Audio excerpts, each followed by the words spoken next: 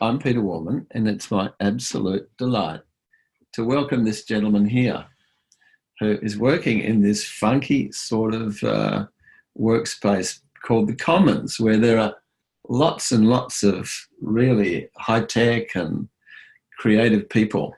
So it's very exciting to be here. You can see... I'm glad you're excited, Peter. Anyway, Roger is an old friend, and we have worked together in a number of projects over some time. 20 years, Peter. 20 years. And Roger is one of the most beautiful men I've ever met, and he's also one of the most experienced and the most heartfelt and accomplished. And I wouldn't even attempt to go through his accomplishments because we'll have no time for anything else. Needless to say, we are going to be talking about leadership, and we're going to be talking about a particular technique or model that Roger has been successful in using in his coaching and mentoring practice, which is mainly for CEOs of the social sector, many of them. So I'm going to just introduce Roger to say what you need to say, and then we'll start the conversation.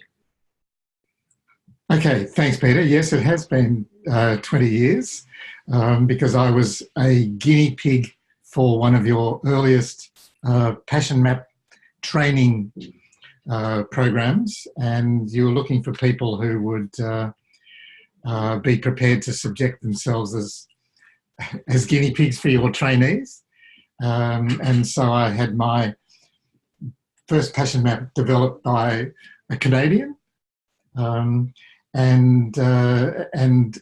it opened a brand new door for me. I thought it was a wonderful process and a fabulous thing to have my own Passion Map, and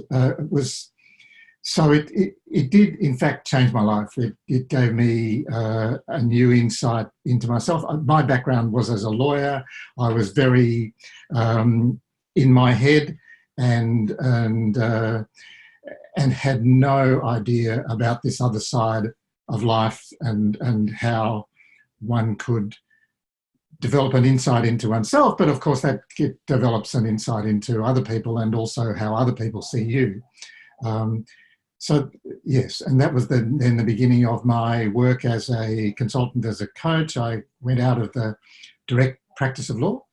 And although I did many other things, I fairly quickly decided that I wanted to be a Passion Map facilitator, not just a Passion Mappee. And so began that journey. And that's where we are now. So it has been 20 years. I've been to America 4 times or something like that with you on the McKinsey program that we did with their senior directors and their top women, which was just fabulous. And we've done lots of other group work, company work, corporate work, and I work with NGOs in the social sector, so lots of executives and CEOs and even clients of those organisations, people with disability, people with mental health issues, youth, children, homeless, etc. And it's been such a fascinating journey to take them through the passion mapping stuff as well. So that's what I... Yeah, well, I'm really interested in how you've combined this with your other sort of toolkits, I suppose, and come up with this lovely triangle, the success triangle model, and we can get this up on the screen for you. Okay, just get it ready. But just before you do, this comes out of a conviction that occurred to me quite early. That as I was doing this consulting work and this coaching work, and you're doing strategic planning and that sort of stuff, everybody seemed to be very strongly goal-focused. What's the outcome here? And that's perfectly fine. It's really important to be clear about where you're headed and what the goals are. But there's 2 missing pieces in that. And one is, who am I? Not just where do I want to go, but who am I? And Passion Maps gave me access to that, because Passion Maps is about who you are as a person and what your values are, what your strengths are, what you love, what draws you towards things or away from things. And that's who you are. And I think having an awareness of that and a consciousness of that alongside this, where am I headed, is incredibly important. The other thing is you can be pretty clear ultimately on what those goals are, what those outcomes that you want to achieve are. But often I find people have difficulty going from talk to action. That is, going from where I am now to the goal that I want to achieve, or goals that I want to achieve. And how do I step through that? And interestingly, who I am enormously insists on that process.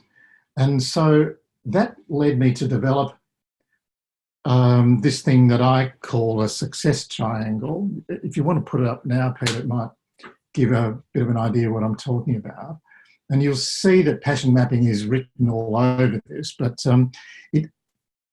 I say, if you can, if you like, triangulate. It's a sort of a surveyor's term to work out where you are and where you want to be. If you can triangulate three things: what are my strengths? That is, what am I good at? What are my values? That is, what do I believe in? And my passions, which are, what do I love? What drives me? And lots of people say, oh, but what about, am I successful? Or am I earning enough money? Or am I doing what other people want me to do? But again and again and again, I come back to, if you can just focus on those three things, and I'm using passions here in a slightly narrower sense than passion maps, because if you think about this, really, passion maps looks at all of those things. What you're good at, what you love is what I'm calling passions.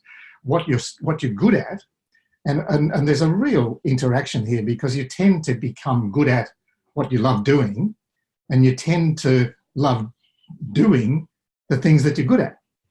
So there's a real correlation there, and passion mapping looks at both of those.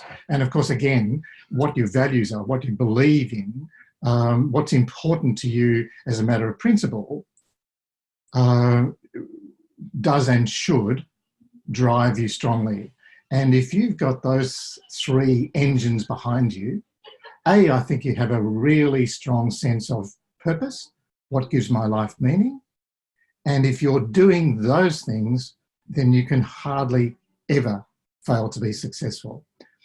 People talk about salesmen or salespeople. And often when they talk about salespeople, you say, well, what comes to mind when I say a salesperson? And they say sleazy, con person, somebody I would never trust, etc. And then you say, okay, think of a time when somebody has sold you something that was really successful. You got what you wanted, and they were a really good salesperson. What were their attributes?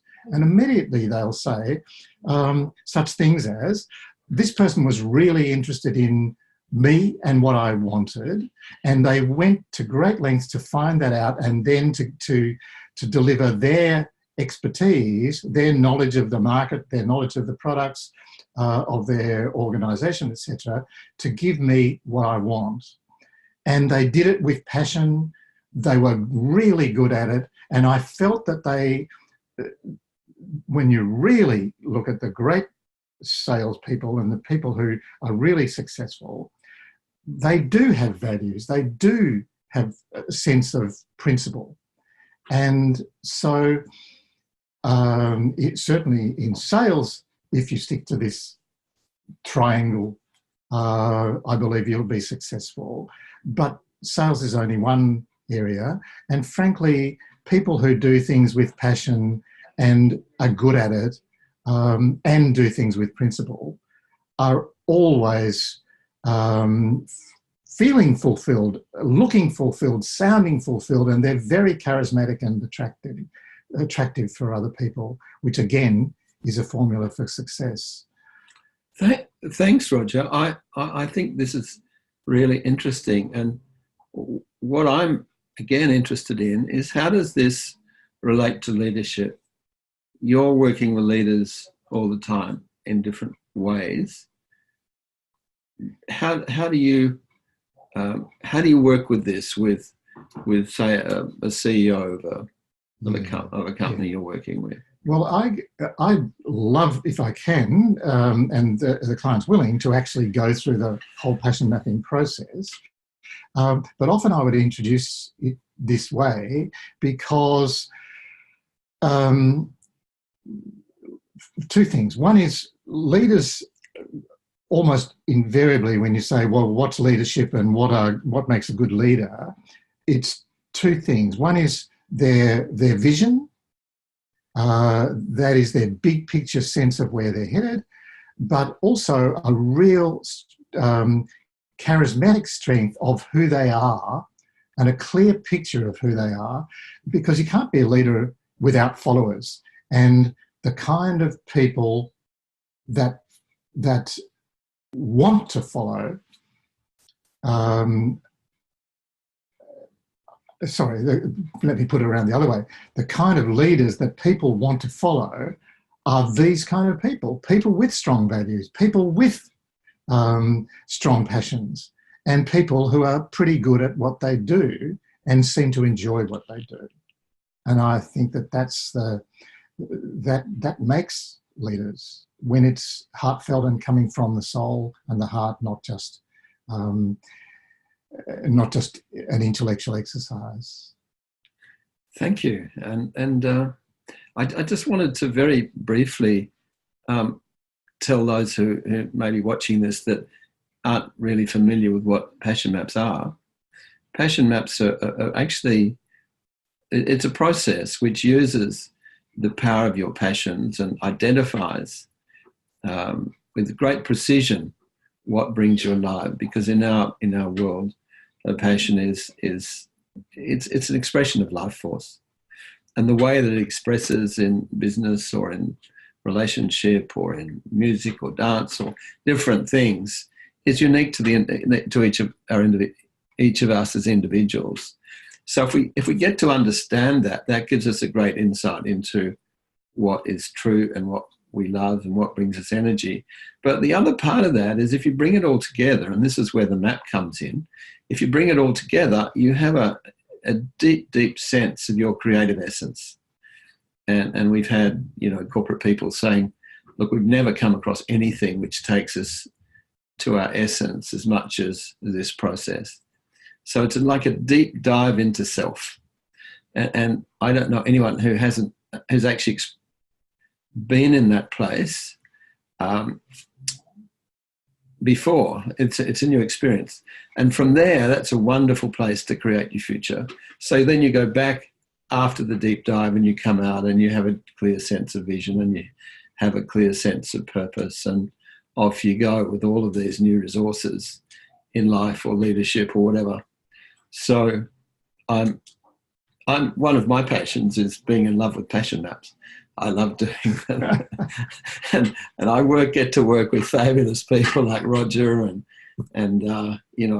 others from around the world. So anyway, that's just sort of if you haven't experienced this, and it's very hard to explain how you'd feel, because you would have an expanded and more energized and more powerful sense of self through doing this process. And I think in leadership, that's really important. I think it's really important to come from a place of an expanded sense of self. I think I've learned in life that when I make decisions from a reactive, safe place rather than from who I am, they're not good decisions. And so I see that, my sense is that, leadership needs that as well. And I wanted to Roger, one of the things that really interests me about this whole area is the relationship between self-leadership and leadership. I wonder if you could say something about that. Yeah. I can't imagine a good leader who isn't a good self-leader. And, well, perhaps I should put it around the other way. I'm sure all of us recognise that the best leaders are people who are very comfortable in their own skin. They understand themselves well. They know their limitations. They know their hot buttons, and they are comfortable in their skin, and they have some comfortable measure of self-control. It's not as if you can see them struggling with themselves. They're comfortable with themselves. I love using passion maps in coaching sessions, and in fact, with my coachees who do have passion maps, they bring it to every session, and it helps keep their passion map alive, but it helps them keep in touch with themselves and understand themselves, which is the very notion that you're talking about, Peter, of self-leadership. So often I would say, once they're working, where in the map, once they're working with the map, where in the map would you find an element or a cluster of elements that you would want to bring into play with the situation that you're grappling with at the moment? And that eventually becomes a conversation. What would your passion map say to you? Would be something that you could do, an option for you, something that you need to be aware of, something you might need to call on because it's a strength or a greater sense of what you can contribute or what you can bring to a problem, a challenge, something new that you want to take on. And so this has a dual effect. The map informs the process, but then the map continues to come to be alive and then stays with the person, not just during this coaching session, but every day. So that it's like having your subconscious at a conscious level, just as you walk through life. And that's the ultimate, I think, in self-awareness. Oh, thank you. And what about gifts? Where do gifts, personal gifts fit into this scheme, do you think? Yeah. Is that just a strength, or is it a place where a passion and strength comes together, or what is different about a gift? I know we haven't discussed this. I'll just throw that question to you. Yeah. Well, I'm not sure that I've ever looked at it that way, and certainly I was about to say I think it's if you like, a subset of strengths, because I think sometimes you can get good at something that is not a gift that you actually really have to work hard at to be good at. But there are other strengths which are gifts that you're born with, and that you're naturally good at, and I guess that's what a gift is. I wonder if you could give a couple of examples of that, Roger, in your experience with, say, with a leader. There's a couple of things that come to mind. There's very practical things like people who have the gift of the gab. That is, oh, really, Roger? I don't know anybody like that, of course. People who just got the right turn of phrase and can speak comfortably and well and publicly and with conviction and persuasion and passion. Then there are those other gifts which are more internal, I suppose, but they come out in a gift of compassion, for example, which is something that rises from inside. I'm not sure that everybody has it, but those who do are in control of a great gift. I just spent my last couple of weeks with a large number of Aboriginal people in East Arnhem Land, and those people, amongst other things, had a wonderful gift of gratitude. They always say,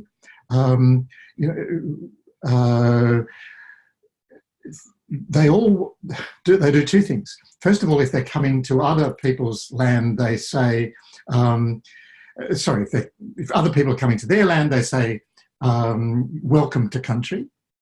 If they're going to other people's land, they seek permission before they do anything else. But almost the next sentence invariably is, I want to acknowledge and thank whoever it is.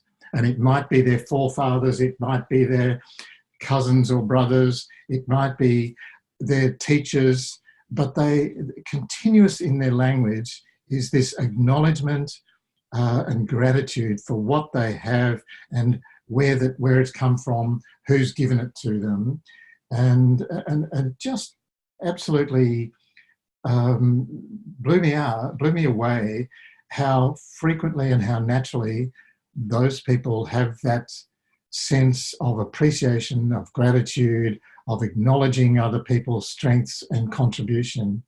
And so that's another gift that I'd like to have more often. Promised myself that I would work harder at. Thank you, Peter. You've been a wonderful person and teacher and mentor to me. I don't know about that. Well, thank you. But I just had an off-the-wall thought here, Roger, that, I've never thought this before, but when I do passion mapping programs, I just ask people to treat it like it's a gift to themselves. But in fact, what the gift is them giving themselves an experience of their deeper and bigger and broader self. So the gift is not actually the process. The gift is themselves to themselves. People find a new sense of self. I think that's really true. I think you shouldn't downplay, though, the other side of it. I think the passion map process and the what comes out of that process in terms of a map is itself a gift. I think that you've made a great gift to the world by bringing this process that allows people to get to where you were talking about in a very accessible way is a gift too. And it was certainly a gift to me, but I think it's a gift to the universe that you're responsible for and the people that you worked with previously. So I think the gift is both ways. A gift to the universe. A gift to the universe. I hope that's right. We'll get... or at least my little universe. We'll get SpaceX to take some passion map kits to meet the Martians with. So I'd just like to touch base with you on like collective programs. Yeah. You've been involved in relationship programs and bigger programs, and it's really hard to describe them because they're a bit like magic, aren't they? They are like, and you and your transformational work with leaders. I mean, there are moments when you just get that magic, don't you? Especially if there's a group of people involved. I mean, I think that is true.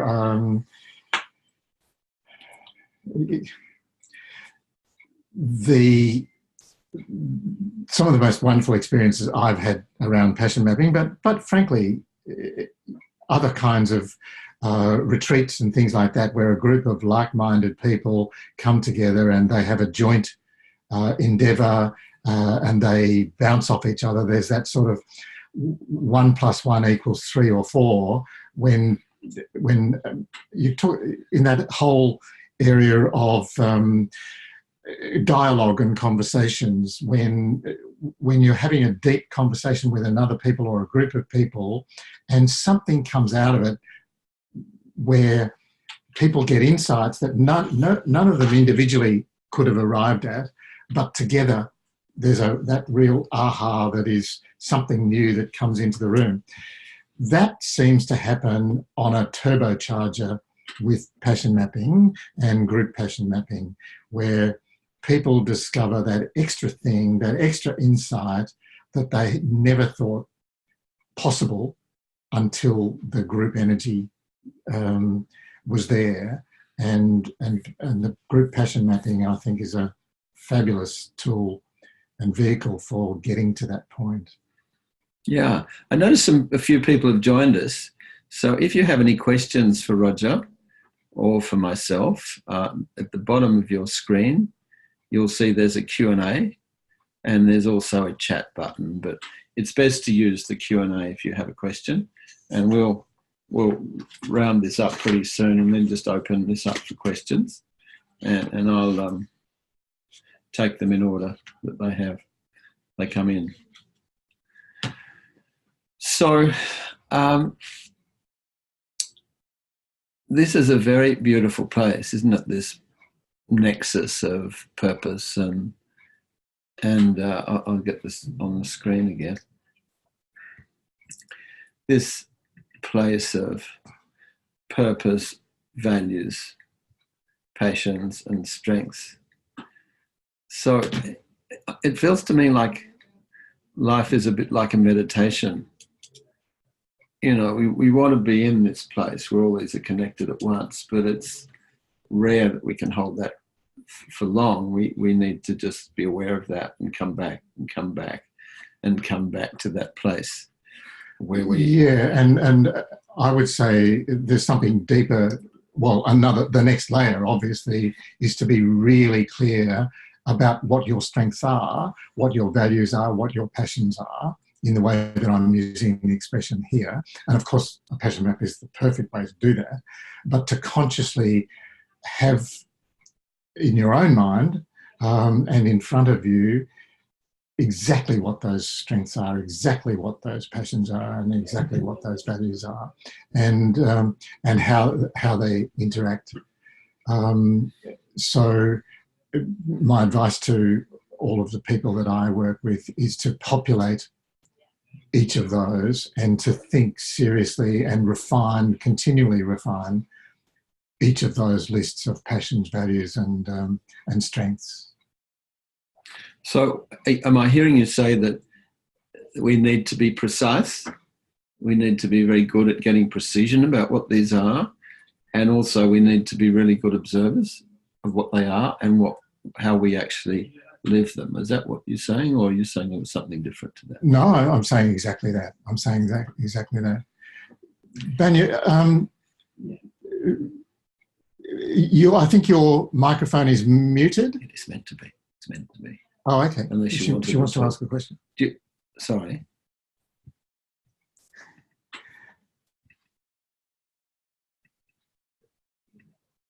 Can you? No, I can't. Oh, okay. No? Are you talking to me? Yeah. I didn't know. Hi. So can I ask my question? Please. Hi, Roger. Really great to hear this discussion. I'm just taking lots of notes. I was just wondering for myself and for the other people on the call who, I know when you introduced the success triangle, you said that this might be something you'll do if your client isn't quite ready for a full mapping, which is like a 6-hour process, or maybe you do it a bit faster. But could you talk a little bit more about how you really elicit this? Do you do it with the client? Are you taking notes and you consolidate it after the session? Could you just give us a little bit of background on that? Thanks. Initially, I give it to them as homework, but it's in a conversation where we start talking about it.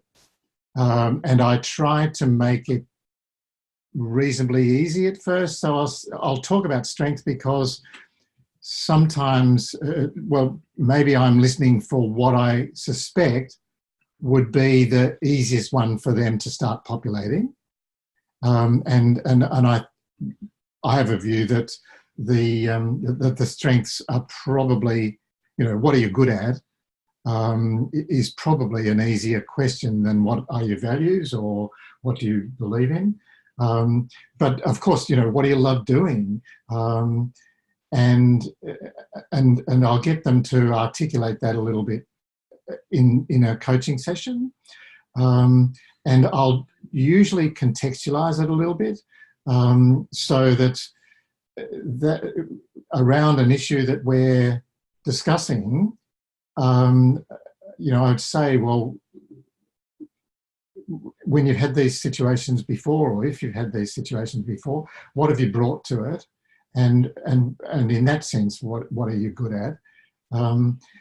but then I decontextualize it. So I then say, in a general sense, in a universal sense, what are you really, not even just in your work life, but in your whole of your life, what is it that that you find that you're best at, that other people say you're best at? And then I say, take this home and see if you can get a bit of a list for each one.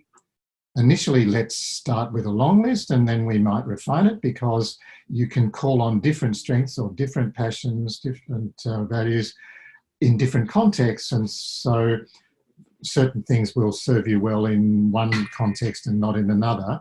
So get a long list and then work with that list to shorten it, so that ultimately you've got something that you can carry around in your head.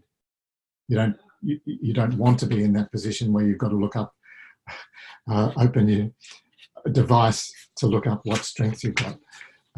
So that sense of being really clear and strong about what your signature strengths, for example, and you probably know that there's Martin Seligman, for example, has a signature strengths questionnaire, and that's a help in exploring this thing too. Does that answer your question? Yes, very good. Thank you.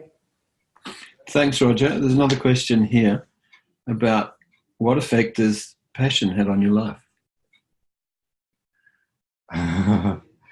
Or exploring your passion have in your life, maybe. Yeah. I like the first question better.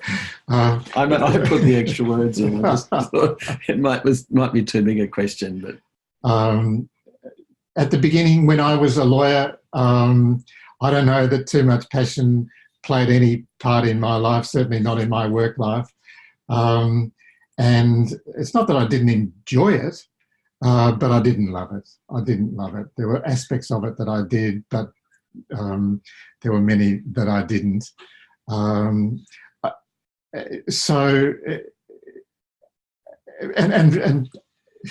unfortunately, I was actually good at a lot of stuff that I didn't particularly like. Amongst other things, I helped people minimise their taxation, for goodness sake, and then to execute.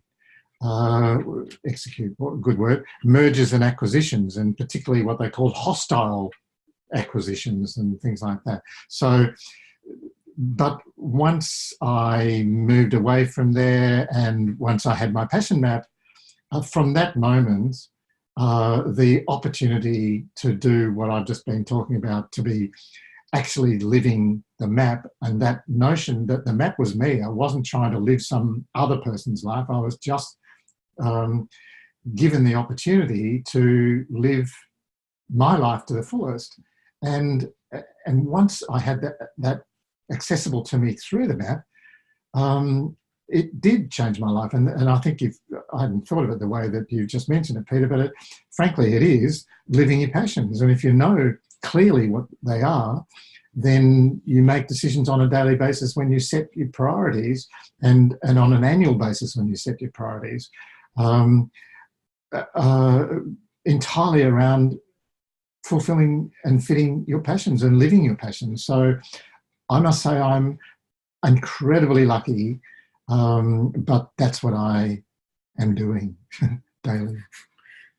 Well, I can vouch for that, and your passion about about everything, Roger. I think we're probably going to have to call it a day there. What I'd like to do is to give you a way of contacting us if you want to contact us further. I've gone too far. Oh.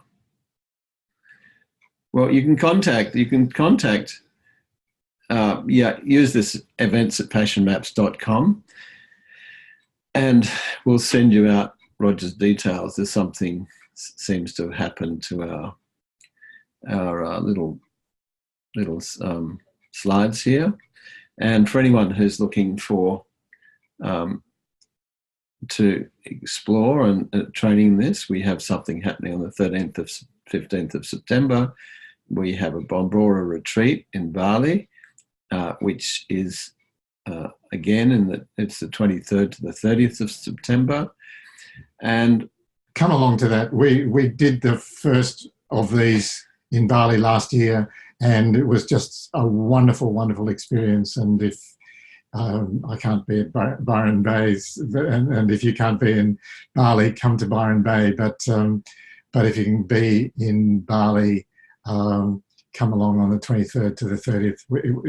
It's a gorgeous, gorgeous location on a remote beach at the north of Bali. It's not the Kuta Beach Bali, it's the old Bali.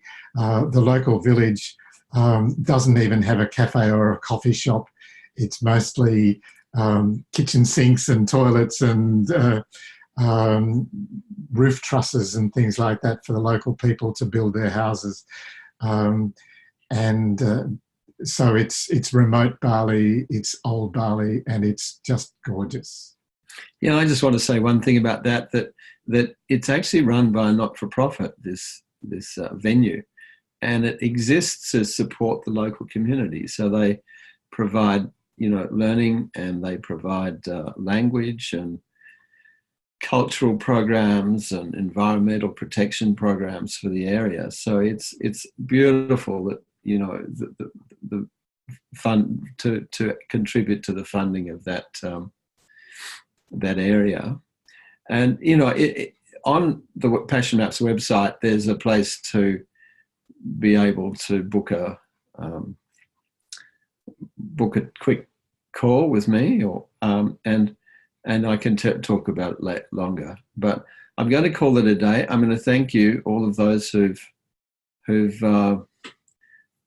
contributed to this, and all those who've attended. And as a special bonus, I'm just going to offer you, if you contact us, your coupon for watching to the end of this, a coupon of $50 off any of our programs in the next 6 months.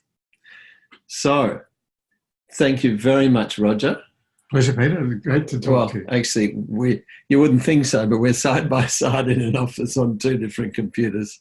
So when I look one way, I'm actually looking at Roger in life. So it might be very strange, discombobulating.